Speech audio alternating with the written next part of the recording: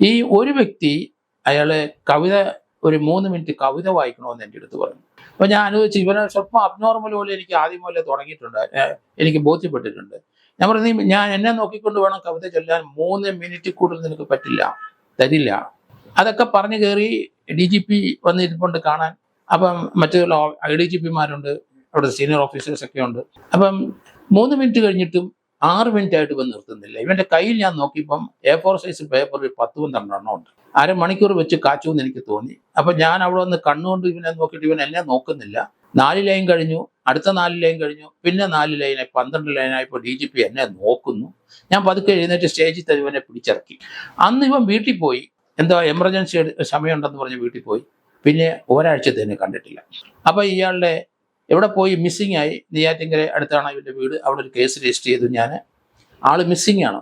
എന്നാലും ഇയാളുടെ പെട്ടി പൊട്ടിച്ച് പരിശോധിച്ചു. അപ്പോഴാണ് കവിതയുടെ ആ രസം എനിക്ക് തോന്നിയത്. അതിനകത്ത് എഴുതിയിരിക്കുന്നവന് അത് എഴുതി വെച്ചിട്ടാണ് പോയിരിക്കുന്നത്. ജോർജ് ജോസഫെ വിട, പോലീസ് ട്രെയിനിങ് കോളേജെ വിട, കേരളത്തിനോട് നമോഭാഗം, അങ്ങനെയൊക്കെ പറഞ്ഞുള്ള കവിത എഴുതി വെച്ചിരിക്കുകയാണ്. ഇവനെ എന്താ ചെയ്യേണ്ടത്? പിരിച്ചുവിട്ടു. ഞാൻ എഴുതി കൊടുത്ത് ഇവനെ മെന്റലായിട്ട് ഇവന് ചെറിയ അബ്രേഷൻസ് ഉണ്ട്. അങ്ങനെയുള്ളവരൊന്നും പോലീസ് സ്റ്റേഷനിൽ പോയി നീതി നടപ്പാക്കാനൊന്നും സാധിക്കത്തില്ല. പിരിച്ചുവിട്ടു.